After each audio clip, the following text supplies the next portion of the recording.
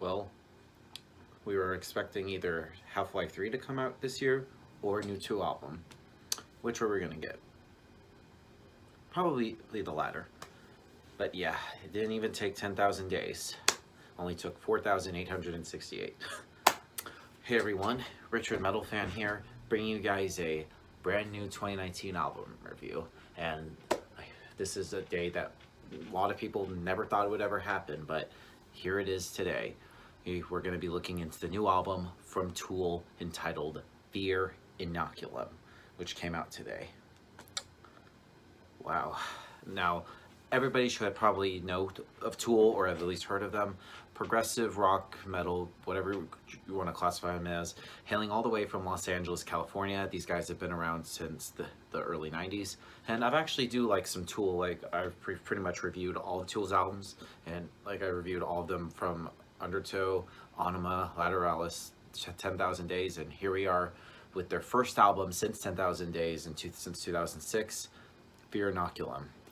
And this album, wow, I feel like sonically, after like many delays, like lawsuits, everything, that pretty much slowed this process down, we're finally here with the band's 5th full-length album, Fear Inoculum, which I really was. Does this album live up to waiting 13 fucking years for a new Tool album? It definitely has. I feel like musically and sonically it continues on from like 10,000 Days. The production wise, it's great. The guitar, the vocals, I mean, Maynard James Keenan's vocals are just pretty good as always, and the lyrics, his lyrics are pretty great. The guitar tone and guitar sound on this album is great. Adam Jones has pretty good guitar work on this. The bass playing is pretty audible. You can definitely hear Justin Chancellor. There's drumming, and drumming wise, Danny Carey can do no wrong on the drums. One of the best metal drummers I've heard. So yeah, without further ado, let's dive into this album track by track. Now the album starts off with the title track of the album, Fear Inoculum, probably the longest song on here, which is like 13 minutes long, and it starts off with some very tribal beats, a lot of atmosphere, and once the song kicks in, the sound is like very familiar. It's Tool, and they're ready, and they're back. It pretty much takes a little while before it just goes into full gear, and it's really much almost indicating to the listener to just sit back and enjoy what to be a long ride.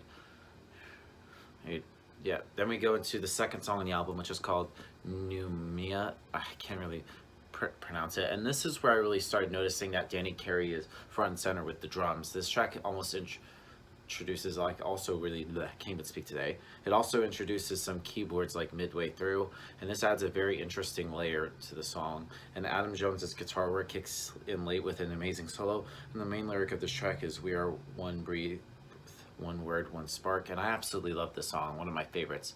Incredible drum chops and everything, power chords and guitar solos. And it also kind of reminds you a little bit of like 46 and 2 off of Anima, which is a great song. And the next song is a little interlude called Litany contre Pour.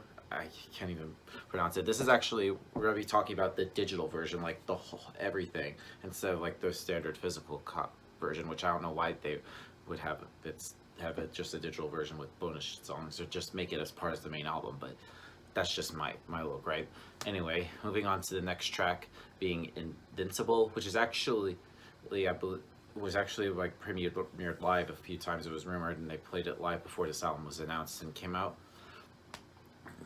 And the main hook of this song is like warriors struggling to remain relevant, warriors struggling to remain consequential. And this song builds like a huge galloping break that Tool is known for, with like bass and guitar switching off, and it just blows my mind with the song's like climax. And just when you think the song is over, they come back with another 2 minutes of absolute heaviness and jamming. And next song on here, which is Legion Inoculant, which is like a midway interlude, which indicates that the first 3 tracks ended up being almost like 40 minutes long, which is kind of crazy. And you hear like very weird synths and alien sounds reminiscent of what you've heard into like the intro of the album. And moving on to Descending, and once again this is where the band sort of like leans into their metal side with lots of jam, and I really noticed the organic tones of all the instruments here, and it just seems very Tool. And this is the most Tool that they have ever been. It's like the Danny Carey show almost, until like the great lead rhythms from bassist Justin Chancellor carried the song until we hit an absolute ripper from Adam. Boom, another great song on here. Next up is Culling Voices, which seems to be like the slowest track on the album. Lots of ambience and soundscapes, and the song itself is very plodding and atmospheric. And the main lyric that stuck out to me is like Maynard shouting, "Don't you dare point that at me." I mean, it has some very ambient keyboards. It almost feels kind of like a film score, followed by some eerie guitar notes. And the song features more like Maynard taking the lead on this one, with lots of peaks and valleys throughout the track. Next song in here is an instrumental called Chocolate Chip Trip. Try saying that 5 times fast. It's kind of a weird song title for Tool, but anyway, it's at the beginning of this track. Immediately thinks of like something from like Pink Floyd or very old school like progressive rock. Like lots of like natural sounding chimes and soundscapes. So it's like some big gong energy, and a digital beat kicks in that sounds very memorizing, followed by another huge drum solo from Danny.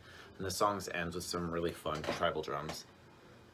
And then we go into Tempest, like number 7, Tempest. Like I honestly think this should have been like track 7 on here, but that's just me.